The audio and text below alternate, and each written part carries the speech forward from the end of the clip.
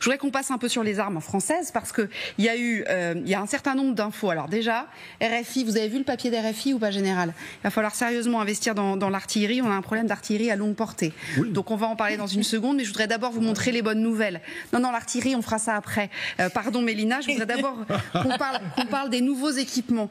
En termes de nouveaux équipements, il y a un nouvel avion de reconnaissance qui arrive, que Sébastien Lecornu a présenté, puis surtout un nouvel hélico qui s'appelle le Guépard. Ça, c'est Airbus qui le fabrique. Qu'est-ce qu'il a de spécial? Regardez ce petit clip promo, si j'ose dire.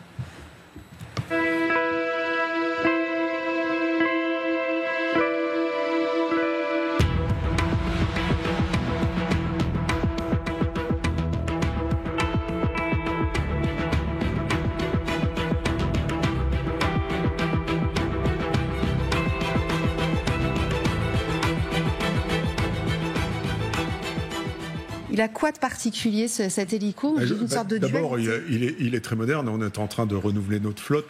Par exemple, moi, j'ai l'hélico de ma vie de militaire en Afrique ou ailleurs, c'était le Puma. Ah oui. Le Puma, c'est l'époque du Transal et du Puma. Moi, l'avion, c'était le Transal et l'hélicoptère, c'était le Puma. J'ai fait des dizaines d'heures de Puma en Afrique, etc. Et donc, on est en train de renouveler notre flotte. Par contre, ça, c'est plus petit qu'un Puma. Alors, je ne sais pas pourquoi exactement. C'est taille civile, en fait. Et en fait, va être utilisé, certainement pas pour remplacer le Puma. D'abord, on a déjà le NH90, on a un certain nombre d'hélicoptères moyens, etc. Il disait meilleure collaboration avec les drones, notamment, plus agile pour pouvoir travailler. Et puis ensuite, je crois qu'il est beaucoup moins bruyant, parce qu'un hélicoptère, c'est extrêmement bruyant. Le bruit des pales, c'est vraiment terrible. Et donc, il est beaucoup plus discret. Il doit être plus économe, il doit être, etc. Et puis, il doit être multiconnecté pour le champ de bataille moderne, chose que n'avait pas la belle mécanique que j'ai connue, moi, dans ma jeunesse. Non, mais c'est vrai que Gallagher, c'est un hélico civilo-militaire, si j'ose dire. Il y a cette dualité qui est importante aussi. Oui, bien sûr. Après, l'importance de cette séquence un petit peu pub, c'est qu'il faut quand même rappeler que la France est devenue le deuxième exportateur mondial en matière d'armement. Elle est désormais passée devant la Russie. Elle reste derrière, évidemment, les États-Unis. Mais les marchés sont évidemment très, très attentifs à ce genre de produits. Vous l'avez rappelé, l'hélicoptère, ça transporte des troupes, mais ça sert également au combat. Et en l'occurrence, de ce que j'ai compris de la fiche de poste, entre guillemets, de cet hélicoptère, c'est un hélicoptère qui a dans ses particularités une grande polyvalence du silence. Après, reste à démontrer ses capacités dans les conditions réelles, ou en tous les cas sur le terrain. C'est un peu là que se fait la vérité des prix, mais en tous les cas, c'est un aéronef qui, d'un point de vue théorique sur son CV, paraît plutôt prometteur. Et je crois que ce qui est intéressant, c'est qu'il est à la fois civil et militaire. Vous voyez, moi, les engins de ma jeunesse, on crée des hélicoptères militaires, des avions militaires, etc. Transal, aujourd'hui, ça coûte moins cher à partir du moment où on les tire et on les militarise à partir d'une chaîne civile. Et d'ailleurs, ils disent quelque chose d'intéressant aussi, c'est qu'il est plus confortable, parce que pour quiconque a voyagé en Transal, enfin, je parle d'avion là pour le coup, honnêtement, c'est tenable, 2 heures, mais pas beaucoup. Écoutez, pour une petite chose comme moi, croyez-moi, j'ai fait beaucoup plus. Moi, j'ai fait la forêt amazonienne en Transal. Je peux vous dire, j'étais contente d'arriver. Bref, je vous raconte ma vie. 5-6 heures en Transal, croyez-moi, ou 10. Allez, on parle de l'artillerie. Donc ça, c'est un papier de RFI. On a un problème d'artillerie longue portée. Auparavant, ce qu'expliquent nos confrères, c'est que le boulot était porté par l'aviation et que la défense anti-aérienne s'étant largement démocratisée, faire partir les avions, en tout cas tout seul, c'est assez risqué. Oui, donc, puissance de feu dans la profondeur, c'est ce qu'ils nous disent. Donc, il va falloir travailler vraiment. Alors, on avait le premier RA était équipé de LRU. Moi, je l'ai vu sous mes ordres à la 7, et ça tirait à 70 km avec une précision de 5 mètres. Voilà. Le LRU, en fait, c'est l'équivalent du LRM, mais comme on n'a pas de munitions, de sous-munitions, on balance pas de sous-munitions, on l'appelait lance-roquette unitaire et non pas lance-roquette multiple. Mais en fait, LRU, lance-roquette unitaire. Je suis en train de chercher dans ma tête. C'est pour montrer qu'on ne tire pas de sous-munitions. Les sous-munitions, si vous voulez, c'est on tire la munition et puis après ça se disperse sur le terrain. Mais on n'a qu'un régiment, effectivement. On avait un petit régiment, c'est une pièce unique de l'armée française. Donc c'était une douzaine de pièces, etc. C'était vraiment très petit. requis. Et aujourd'hui, on s'aperçoit qu'avec les HIMARS, on peut aller à 300 bornes. Donc on n'est plus à 70 km. Donc on a effectivement besoin maintenant de vecteurs. Ça n'a rien à voir avec le César, qui est que de l'armement tactique. C'est de l'armement qui tire à 40 km dans la tranchée adverse. Là, l'intérêt de ces choses-là, c'est que c'est déjà du tir opératif quasiment stratégique, c'est-à-dire avoir des roquettes de type HIMARS qui tireront à 150, 300 km, c'est-à-dire faire effectivement le travail que peuvent faire des avions dans la profondeur. Alors, je vous présente le foudre. Effectivement, c'est un segment qu'on n'a pas. Avez-vous entendu parler du foudre ? Le foudre, c'est le LRM qui est proposé prochainement. Là. Capable de recevoir tous les missiles qui existent de 75 à 1000 km de portée. Voilà, donc c'est considérable. Voilà, donc le LRU, 70 km. Hein. Oui, il a été engagé au Mali de manière opérationnelle sur des djihadistes. Je peux vous dire, ça tire très bien. Hein. C'est une flèche de 17 km de hauteur et ça tombe avec une précision de 5 mètres à 70 km. Mais là, on n'est plus du tout dans le même rapport. C'est, vous voyez, 1000 km. On est très très largement au-dessus des HIMARS. Et oui, c'est ça, c'est pour ça que c'est intéressant. Donc là, ça fait le boulot, effectivement, quasiment dans la profondeur, le boulot que fait l'aviation. Avec évidemment deux enjeux, nous équiper, et surtout équiper nos alliés avant qu'ils ne se soient équipés ailleurs. Parce que c'est vraiment ça. Chez les Américains, par exemple. Exactement, puisqu'on parlait tout à l'heure de droit de douane. Mais ça, le tir dans la profondeur, pardon de vous interrompre, Bénédicte, c'est vraiment, il faut lier ça au théâtre ukrainien. Ouais, là, on est vraiment sur les enseignements qui sont tirés en Ukraine, où on s'est rendu compte que le tir dans la profondeur, on ne pouvait pas, et c'est comme ça que vous l'avez introduit, vous avez raison, uniquement confier ça à l'aviation.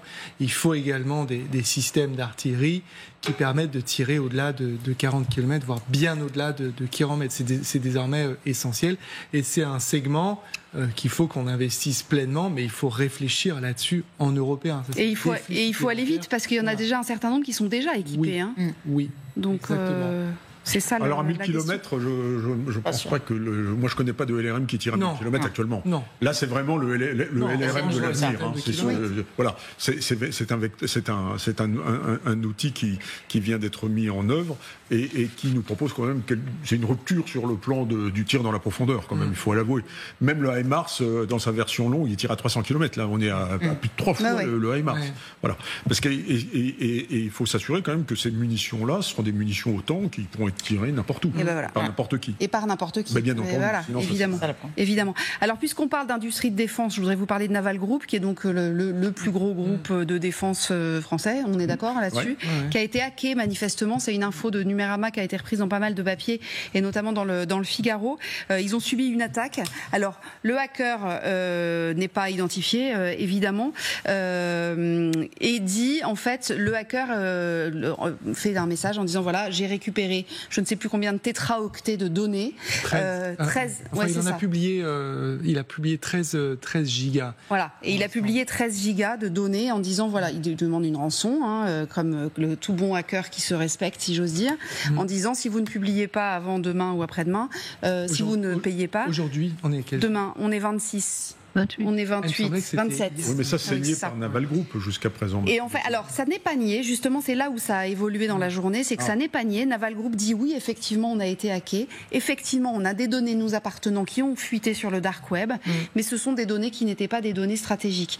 Mais on est en train de lancer une enquête pour essayer de savoir si effectivement cette première fuite était faite pour nous montrer que le hacker avait eu accès à ces dizaines de tétraoctets de données qui pouvaient donc potentiellement être problématiques ou pas. On en est là. C'est quand même un peu... parce que si tout le système Naval Group a été hacké, ça veut dire qu'il y a des informations ultra confidentielles défense. Ça fait tout Naval Group. C'est notre groupe phare français, etc. Ça fait les sous-marins, ça fait les frégates, ça fait tout ça. Naval Group, c'est véritablement... Et puis c'est un groupe qui marche très très fort. On vend nos sous-marins, nos frégates à tout le monde. Et donc, si c'est vrai... Sauf aux Australiens. Pardon. Il y a un côté désastre. Voilà, donc maintenant, il faut être prudent. Et Naval Group disait qu'on essayait d'atteindre leur réputation. Oui. Donc il faudra savoir quelle est la réalité et l'ampleur de la fuite, sachant que c'est quand même des entreprises très très sécurisées. Et donc, voilà, moi je peux pas dire beaucoup plus. Non, mais hier, vous me disiez en guerre cyber, on est très très bon, ce genre d'entreprise. Oui, on est plutôt bon. On est rarement planté en cyber, mais je dirais sur le plan du ministère des Armées, mais peut-être un peu moins les industries. Les entreprises privées. Mais même avec, moi je pense que c'était en 2022, de Colonial Pipeline, je pense à un certain nombre, je pense à SolarWinds, on a eu des grands groupes qui devraient être très sécurisés, qui en théorie le sont, à tomber dans ces histoires de ransomware. Ils ont payé, mais ils ont retrouvé l'argent derrière. Mais Colonial Pipeline, qui est quand même le plus grand sur la côte est, Gazoduc, c'était parce que quelqu'un avait réutilisé un mot de passe sur quelque chose d'autre qui a été hacké. Enfin, ça peut être quelque chose de très petit, même dans une société très sécurisée. Il suffit d'un employé qui réutilise un mot de passe, que ce mot de passe soit hacké, qu'ils peuvent entrer dans le système et parfois ensuite c'était déclaré comme une urgence nationale aux États-Unis par le président Biden pour dire à quel point le Colonial Pipeline était voilà, on n'a aucune idée d'où peut venir cette attaque, si c'est une initiative personnelle, si j'ose dire, ou si qu'on envoie à quelqu'un avec un fichier attaché. Mais c'est ça du phishing, on appelle ça du phishing. Qui a l'air du fichier d'un collaborateur, on clique dessus et puis. Et il y a toujours un pour ouvrir, c'est ça le problème. Il y a toujours quelqu'un, il y en a toujours un pour l'ouvrir. C'est ça le plus gros danger. En tout cas, on suivra, mais ça va effectivement mauvaise nouvelle pour Naval Group, parce que c'est effectivement les données. Alors pour le coup, c'est même pas des données confidentielles, c'est des données classées secret défense plus. Je ne sais pas quel est le niveau, mais la stratégie de dissuasion française, il y a beaucoup de choses. Oui, c'est ça. Donc c'est très sérieux. Le parquet est saisi. Bien sûr, bien sûr. Le centre, je crois, d'experts techniques de défense, bref, s'en est saisi. Donc pour l'instant, comme le disait très bien le général, on n'a évidemment pas les tenants et les aboutissants. Clairement, c'est pris au sérieux. Ça n'est pas nié. Il faut espérer que ce soit maîtrisé, parce que sinon, c'est effectivement, vu le caractère ultra sensible de ce que fait Naval Group, ce serait potentiellement désastreux. Donc on appelle ça pour l'instant une attaque au dommage potentiellement réputationnel. Ça serait un moindre mal. C'est une manière d'euphémiser potentiellement ce qui peut en résulter.